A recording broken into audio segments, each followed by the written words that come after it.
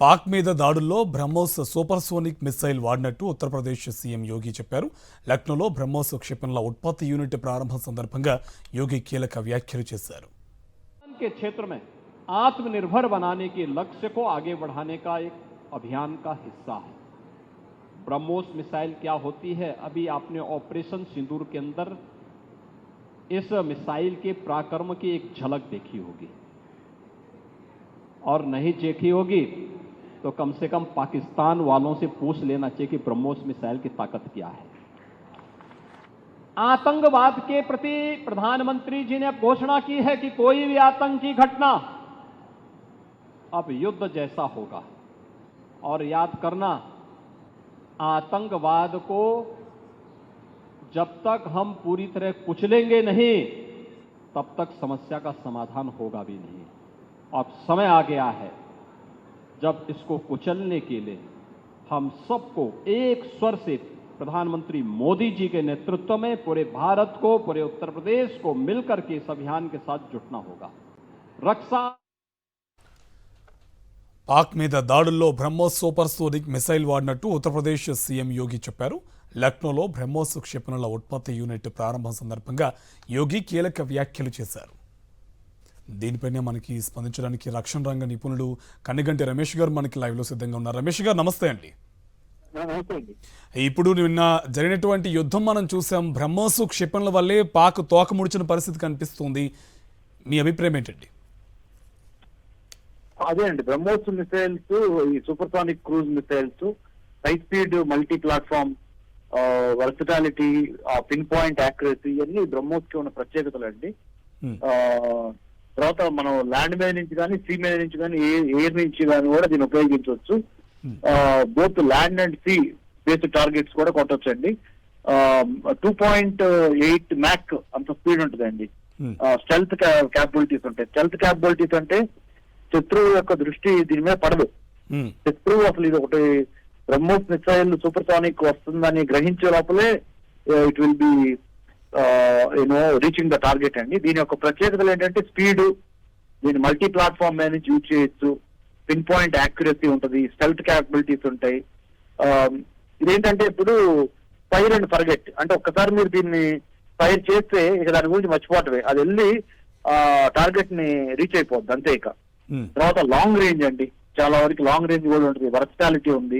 అన్నిటికీ మించి ఏంటంటే ఈ navigation systems, global positioning, GPS for guidance, along terminal course guidance, ఇవన్నీ దీంట్లో ప్రత్యేకతలు.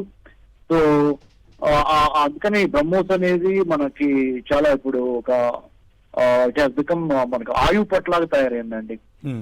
అది ఇప్పుడు యాక్చువల్లీ ఈ యుద్ధంలో కూడా మనకి ఇది చాలా రక్షణ కవచంలో ఉపయోగపడిందని చెప్పొచ్చు. అయితే అవునండి, 100%. ఇప్పుడు శత్రు దేశాన్ని టార్గెట్ కొట్టడానికి కూడా మనకి బాగా ఉపయోగపడిందండి. ఇది పాకిస్తాన్ కి సంబంధించి కూడా బాగా చాలా రీసెంట్ గా మనం పుట్టిన కౌంటర్ స్ట్రైక్స్ లో, అంటే పెహల్గామ్ టెర్రర్ అటాక్ కి రిటాలియేషన్ గా మనం చేసిన ఆపరేషన్ సింధూర్ లో ఇది చాలా బాగా ఉపయోగపడింది మనకి. అండ్ ఇంకోటి, ఇప్పుడు మనకి ఈ లక్నోలో కూడా దీనికి సంబంధించి ఉత్పత్తి యూనిట్ కూడా కేటాయించిన తర్వాత సో నెక్స్ట్ ఇంకొంచెం మన రక్షణ రంగంలో ఇంకాస్త బెటర్ గా ఉండొచ్చా అవకాశం ఈ బ్రహ్మోస్? 100%. అందుకనే యోగి ఆదిత్యనాథ్ గారు కానీ వాళ్ళు, మన ఆనరబుల్ సీఎం ఉత్తరప్రదేశ్ వాళ్ళందరూ దీని మీద ఎక్కువ దృష్టి పెడుతున్నారు. తప్పనిసరిగా it is an added advantage, strategic advantage. దీన్ని డిటరెన్స్ కెపాసిటీ కూడా అంటారు. డిటరెన్స్ కెపాసిటీ అంటే ఏంటంటే శత్రు దేశాలు మన మీద, మన వైపు కన్నెత్తి కూడా చూడటానికి సాహసం చేసే విధంగా మనం బలవంతులుగా ఉంటే ఆటోమేటిక్ గా శత్రువు అతను 4 అడుగులు వెనక్కేస్తాడు. దాన్ని అంటే మనం స్పష్టంగా తెలుగులో చెప్పాలంటే ఒక బాహుబలి, ఇది బ్రహ్మోస్ సూపర్ సానిక్ అంటే the very sight of Baahubali scare the opponents, అట్లా అన్నమాట. యాక్చువల్లీ ఇది దేవతల దగ్గర ఉండే అస్త్రాలన్నింటిలో బ్రహ్మాస్త్రం కొంచెం పవర్ఫుల్. సో అలా మన దగ్గర ఉన్న రక్షణ వ్యవస్థలో దాంతో కంపేర్ చేయొచ్చు కదా? అవునండి, 100% సార్, 100%.